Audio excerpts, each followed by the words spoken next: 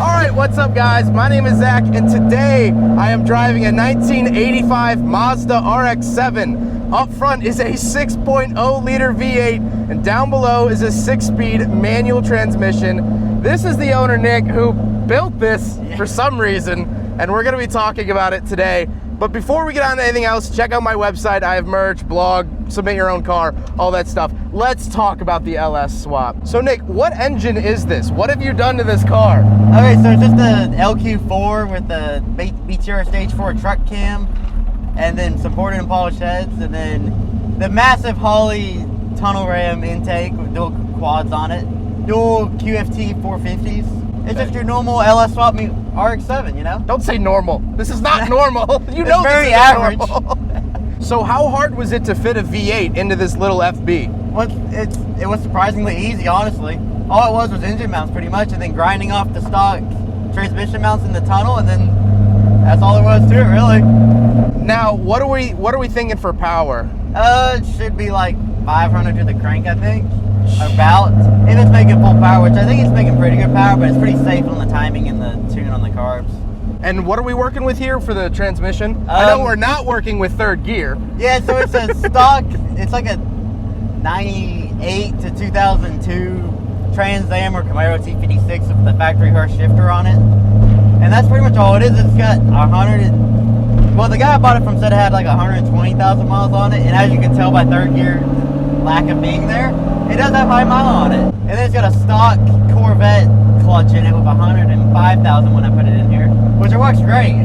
That's the interesting thing, is that I'm driving this 6-liter V8, but the clutch is not heavy at all. It feels super soft. It feels like the stock Mazda clutch. Maybe a little bit heavier than the stock clutch, but like not nearly by much. So I have this pretty easily movable shifter, and the clutch is nice and light, and yet I have this giant V8 in front of me, which is hilarious. I ran the stock Master on this for a while, the stock RX-7 Master, and it worked good. Besides, I couldn't shift it above like 3 grand without having an issue, but for just normal driving, it did completely fine, the stock Master.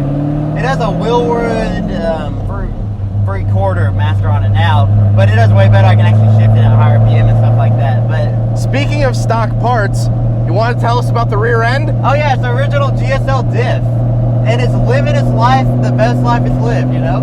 It's happy back there. Is it? It's pretty happy. It's still working. That's the biggest thing. I don't know if it's happy about it, but it's still alive. I pulled it apart and it's wearing perfectly.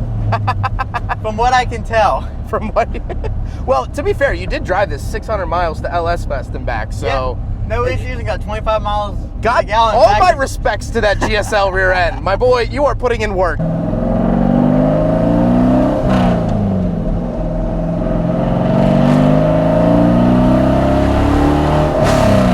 Oh, it sounds good. What's the exhaust? It's got 2 bullet mufflers that are 3-inch. So actually, that's what's weird about this car. It has LS-free Camaro manifolds to the stock size, which is like a 2 1/4 pipe, bumped up to a 3-inch. Then it goes bumped back down to a 2 1/4 out to the tip, but it has 3-inch mufflers. Because I bought it thinking I could fit it under there, and I couldn't fit it under there without doing that. Jeez. Which is why it sounds so weird. It doesn't sound like a normal LS at all, in my opinion. This just overall is a very interesting experience. I really expected the clutch to be super heavy, the steering to be super heavy, the shifter to be super heavy, because every time I drive an LS engine, that's what it is. Everything is heavy to handle all that power, but this still has elements of the RX-7. It's still That's what I love about it. Bleeding through. It feels like one. You know what I mean? It still feels like an FB. And also, that pickup when you lay into it, it's like, what gear were you in, 5th gear? That was 5th, yeah. It just picks up and then you can turn here. It just picks up and just has all the power you could want. Oh, I feel those stock brakes. Yeah. Holy crap. It has disc brakes though, so like it's pretty good, you know? We won't talk about the interior too much. Here's a quick shot of it, but it's all very RX-7 in here. That's why it's really messing with my head. Left or right? Left. Okay. I mean, I was expecting in this video to do a comparison between the rotary and the LS, and I was going to kind of do an apples to oranges comparison, but This is really an apples to hand grenade comparison. It's not like it at all. It's so different. And my favorite part is this is a simple LS. It's just an LQ4. It's a low compression motor. I run 87 in the car. Do you really? Yeah. Jeez. And I run the cheap stuff, the unleaded, you know. Yeah, that's where I spun out at, those marks right there.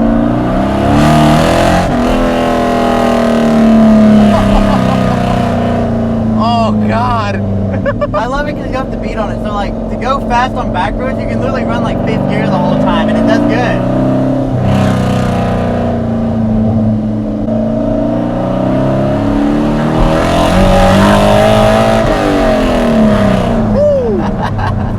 Oh, it's so much fun.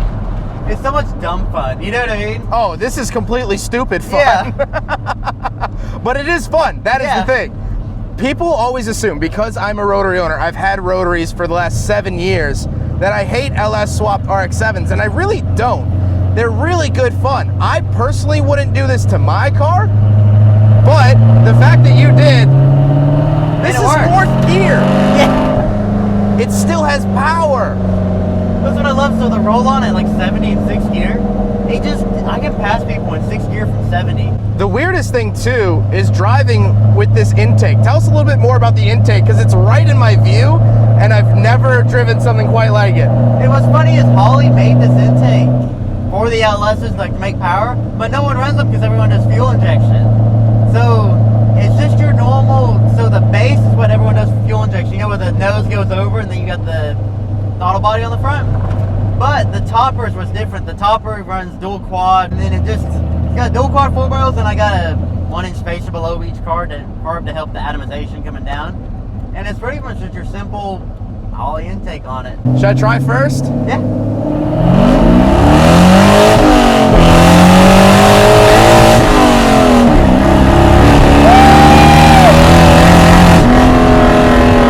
That's what I was saying.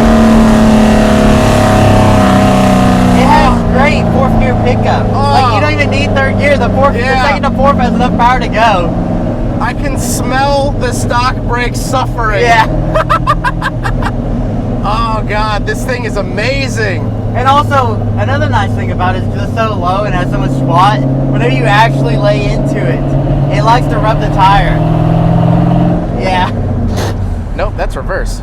Yeah, right? That's the There one you thing go. I need to do is I need to put the lockout? reverse lockout. Okay. Yeah. Because I've almost speed shifted it into reverse before type of thing.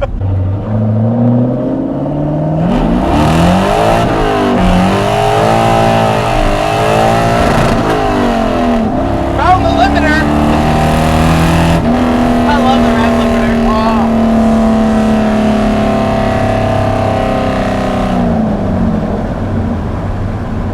So actually, I have the rev limiter set really safe. I have it set at 6,500. Just for that reason, so I can bang it like that. You know what I mean? I gotta breathe for a second. I'll be honest with you. Holy crap. Oh. And you know what? We struggled for traction there for a second. But it hooked up. But it hooked up. That's the thing, is that I drove a C6 Corvette Z06. Mash it through 1st gear, back end kicked out. Yeah. Sure. Mash it through 2nd, back end stayed out. Yeah. Mash it through 3rd, back end stayed out. This car had actually righted itself. That's what I can't believe is how good this works. The stuff done to it. Like, there's no suspension work, it's just coilovers. Which are BC coilovers? Yeah. Okay. They're BC, and they also have the Swift Spring upgrade on them as well. Oh man.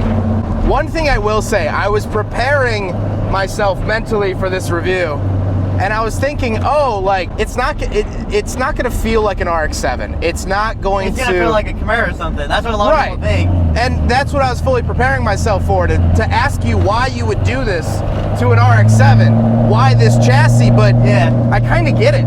It's a great package. Like, all around, it's great. It's a great size. It still retains the Japanese steering and road feel, Yeah. but mixes it with an American heart, which is fantastic. So that's what's funny. Is my other car is a C5 Corvette, And everyone acts like, oh, you just built another Corvette. It's like, no, it's a completely different car. This feels like a Japanese car still. Like, if I had like a single plane intake of a low carb on it and like had it under the hood, Yeah. it'd still feel like an RX-7 if you didn't hear it. You know what I mean? It still drives just like one. Definitely makes torque like no Japanese car ever has. Holy crap, these brakes, you gotta stand on them. Yeah. So the power booster's messed up on it, so it doesn't have power brakes, but it has power things on it, yeah.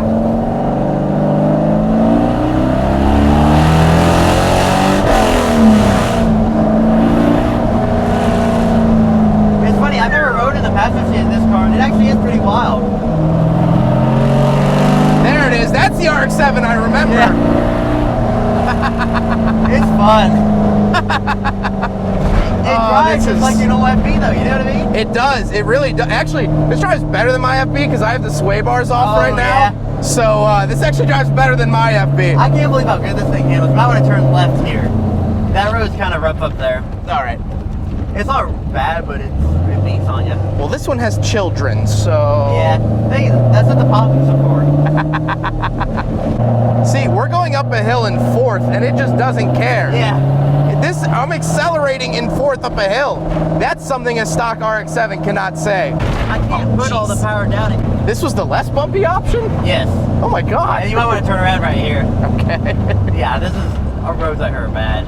The other thing is that you don't have to rev the piss out of it to get it into gear like a standard rotary.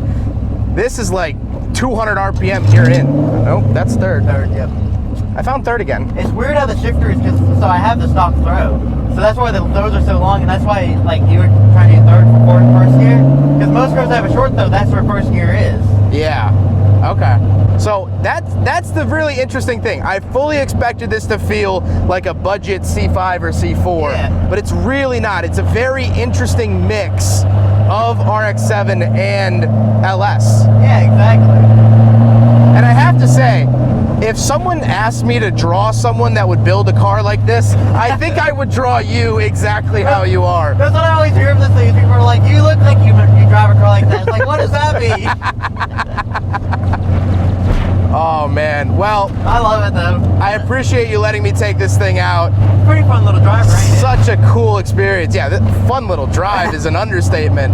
Definitely go check out his Instagram. I'll leave it up on the screen as well as in the description below.